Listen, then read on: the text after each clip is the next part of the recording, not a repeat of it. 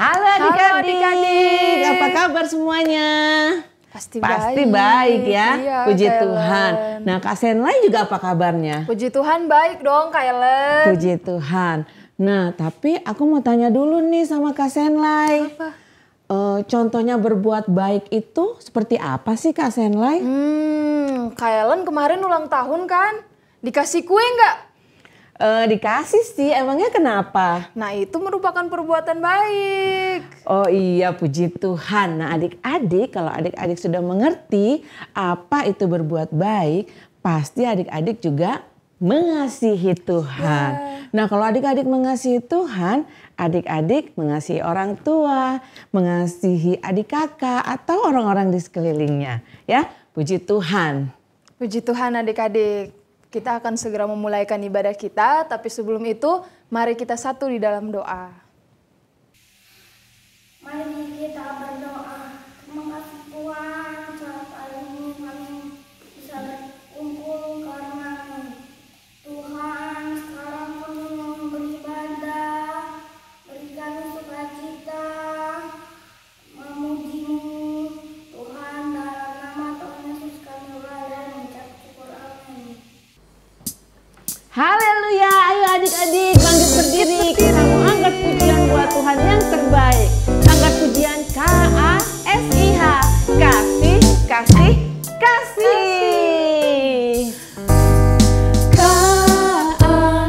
KASIH,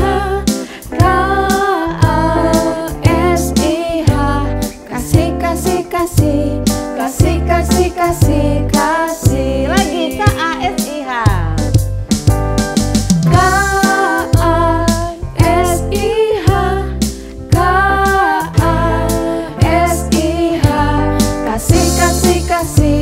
Kasih, kasih, kasih, kasih. Kasih itu apa?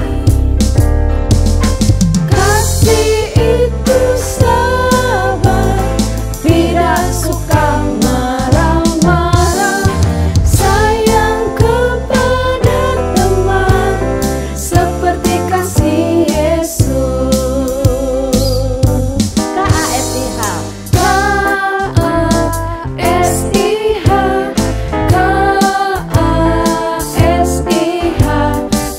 Kasih, kasih, kasih, kasih, kasih, kasih. Kasih itu sabar, tidak suka marah-marah, sayang kepada teman, seperti kasih Yesus. Kasih itu sabar, Tidak suka apa? tidak suka marah-marah, sayang kepada teman, seperti kasih Yesus, seperti kasih Yesus, seperti kasih Yesus. Haleluya. Ku kasihi kau dengan kasih Tuhan. Ku kasihi kau dengan kasih Tuhan.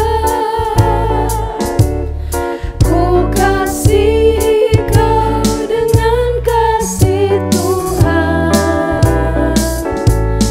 Ku lihat di wajah-Mu kemuliaan Raja.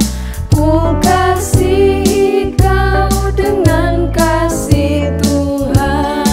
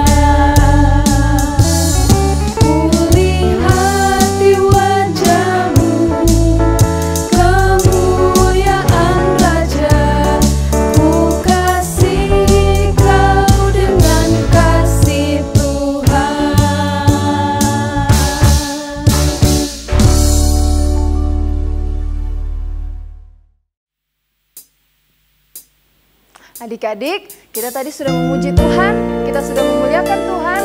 Tiba saatnya kita akan mendengarkan kebenaran firman Tuhan. Ayo sama-sama kita mau naikkan lagu yang berkata, Firman Tuhan ku dengar.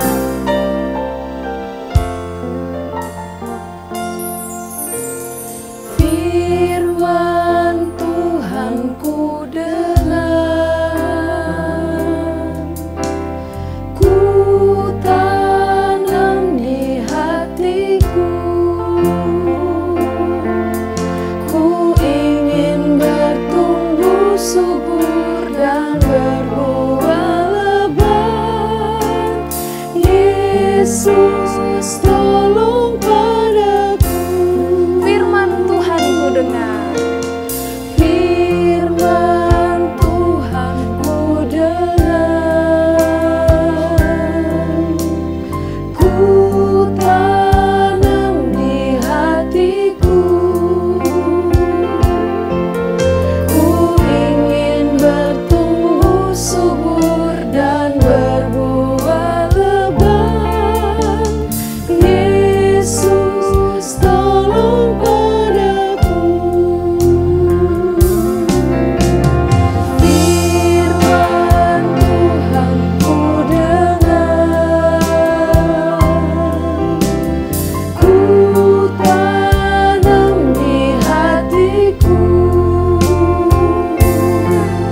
ku ingin bertumbuh subur dan berbuah lebat. Yesus tolong padaku. Ku ingin bertumbuh subur dan berbuah lebat. Yesus tolong padaku.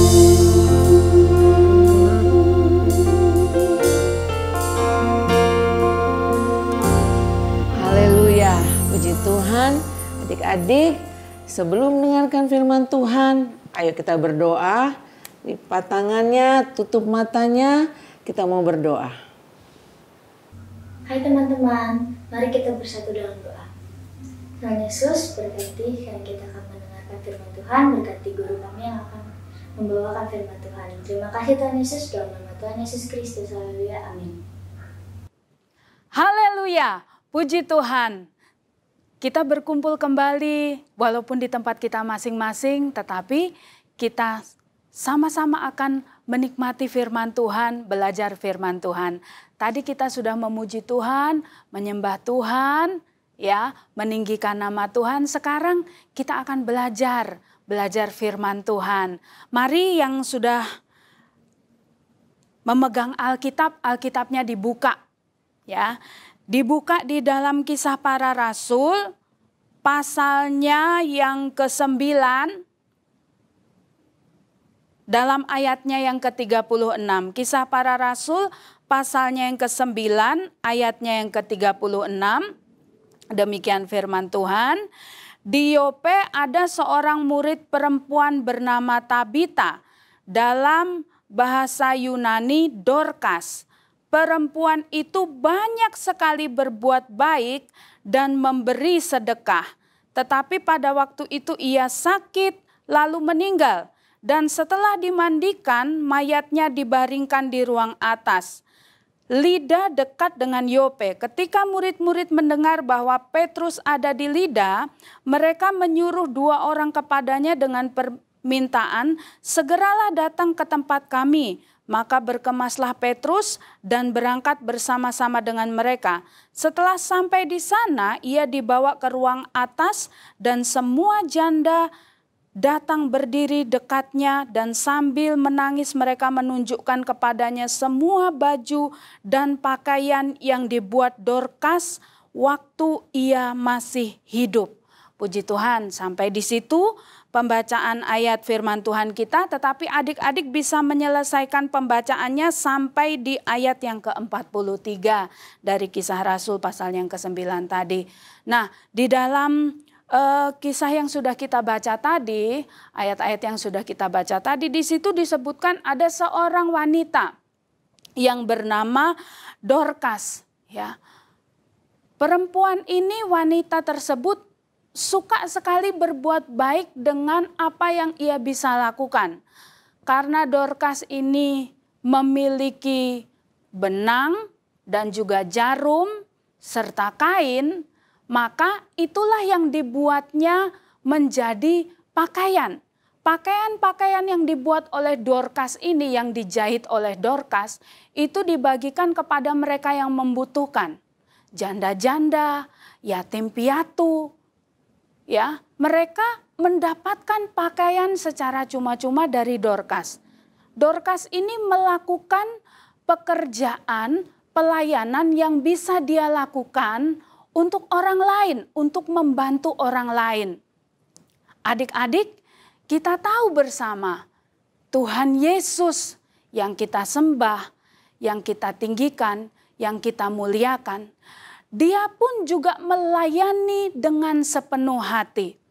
Bahkan ketika satu kali dia memanggil Matius pemungut cukai, banyak orang yang mengatakan kepadanya, kenapa Yesus berkumpul dengan orang-orang berdosa?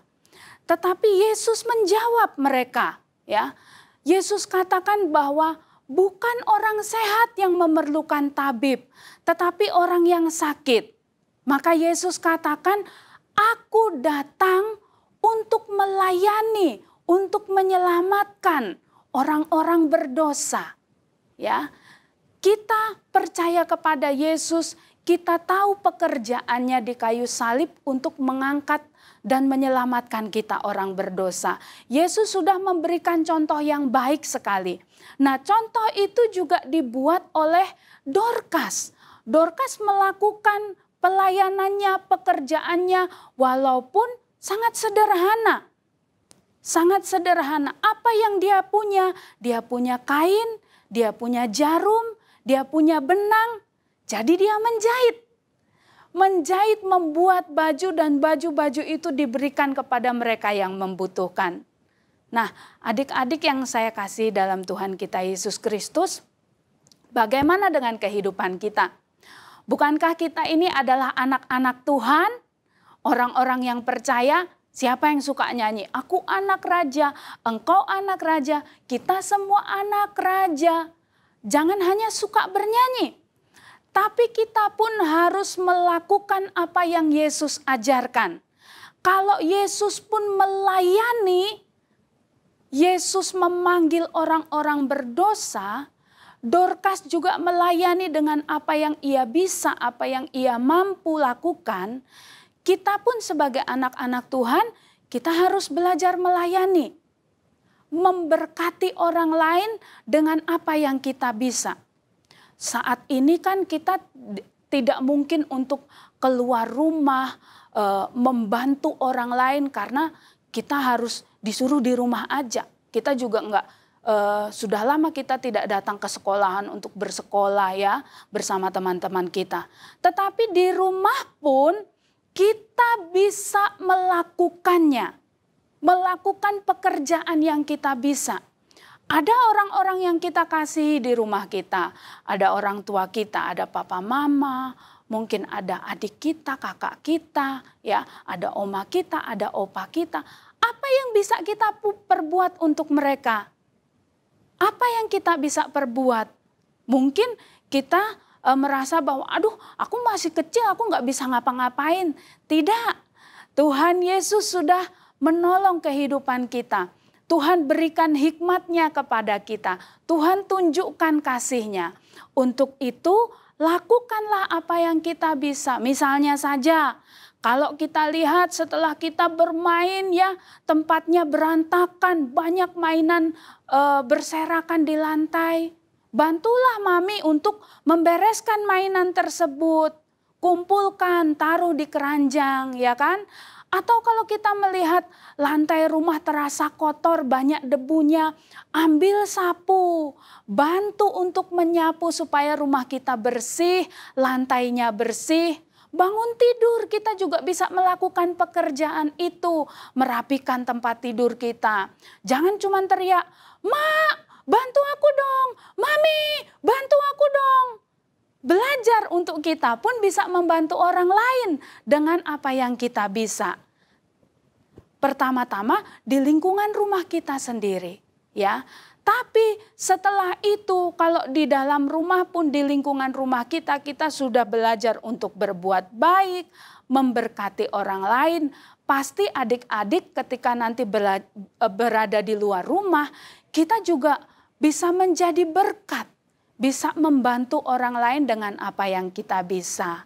Haleluya, puji Tuhan. Nah adik-adik, kita melihat bahwa anak Tuhan, kita sebagai anak Tuhan, orang percaya dalam hidup kita ini juga harus melayani Tuhan. Ya, melayani Tuhan. Melayani Tuhan itu bukan hanya sama seperti saat ini. Tante cerita tentang firman Tuhan kepada adik-adik. Atau kakak-kakak yang lain pimpin pujian, ngajak kita semuanya bernyanyi. Bukan hanya seputar itu. Tapi ketika kita melakukan perbuatan baik, itu menyenangkan hati Tuhan. Itu melayani Tuhan. Haleluya. Dorcas melakukannya. Makanya ketika Dorcas itu jatuh sakit, lalu dia mati. Ya adik-adik, ibu-ibu janda, orang-orang yang sudah dibantunya merasa sedih. Ya. Mereka membawa pakaian yang Dorcas buat. Ini yang Dorcas sudah buat untuk kami. Mereka sedih, mereka menangis menunjukkannya.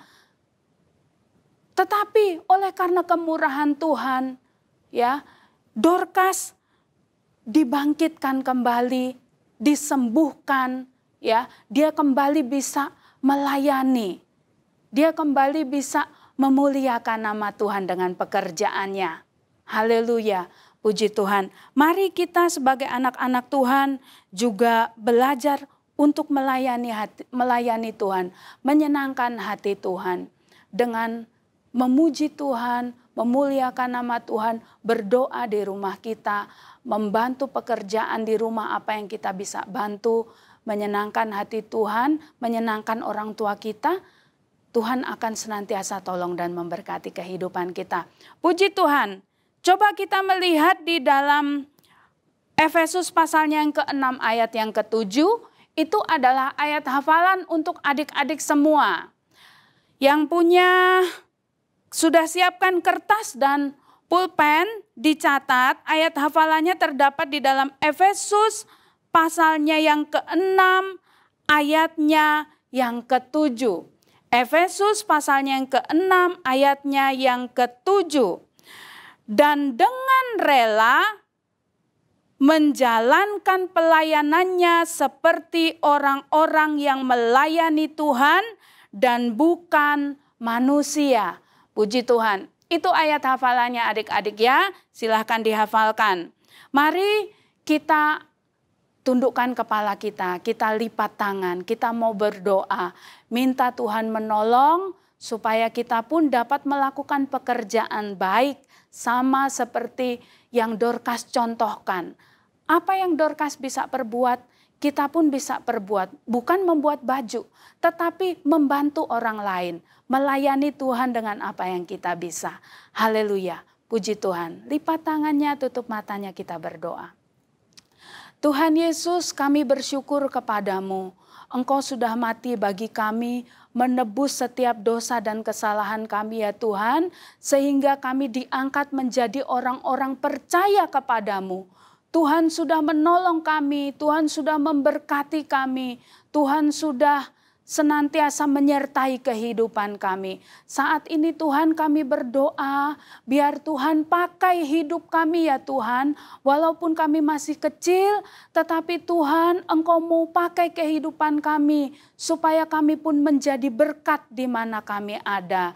Terima kasih Tuhan, terima kasih, terpuji-pujilah akan nama-Mu. Saat ini kami berdoa Tuhan Yesus, kalau ada teman-teman kami, anak-anak Tuhan yang sedang dalam keadaan sakit, Tuhan Engkau Allah yang berkuasa menyembuhkan di dalam nama Yesus.